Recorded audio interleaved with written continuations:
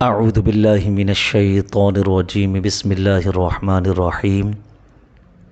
محترم دوستو اور بزرگوں، روزے کے فقہی مسائل اور احکام سماعت کر رہے تھے۔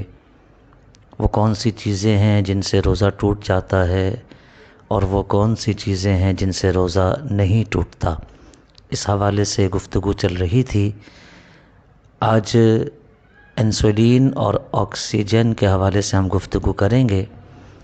فقہاء اسلام کا ایک قانون، ایک ضابطہ، ایک اصول ہم نے آپ کی خدمت میں عرض کیا تھا، اور وہ یہ کہ منفذ اصلیہ یعنی آنکھ، ناک، منہ اور پچھلے مقام اور عورت کے لیے اگلا مقام بھی شامل ہے، اس مقام سے بدن کے اندر روزہ دار ہونا یاد ہو کوئی بھی چیز داخل کی جائے تو روزہ ٹوٹ جائے گا، روزہ فاسد ہو جائے گا۔ انسولین کے حوالے سے سنتے جائیے کہ انسولین کیا منفذ اصلیہ کے ذریعے بدن میں دوا کا داخل کرنا ہوتا ہے یا منفذ اصلیہ کے علاوہ؟ تو انسولین گوشت میں لگائی جاتی ہے۔ یہ جو انجیکشن ہے، اس انجیکشن کے ذریعے بدن کے اندر دوا گوشت کے ذریعے، یعنی گوشت کے انجیکشن کے ذریعے جو ہے وہ داخل کی جاتی ہے، منفذ اصلیہ کے ذریعے نہیں کی جاتی۔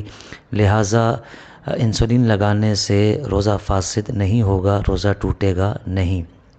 البتہ آکسیجن کا مسئلہ انسولین سے ہٹ کر ہے۔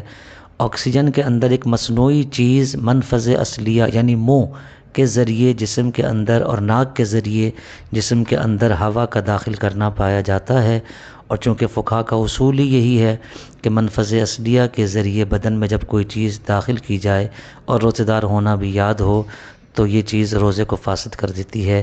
لہٰذا نتیجہ یہ نکلا کہ آکسیجن لگانے سے روزہ فاسد ہو جائے گا۔ اللہ تعالی عمل کی توفیق عطا فرمائے۔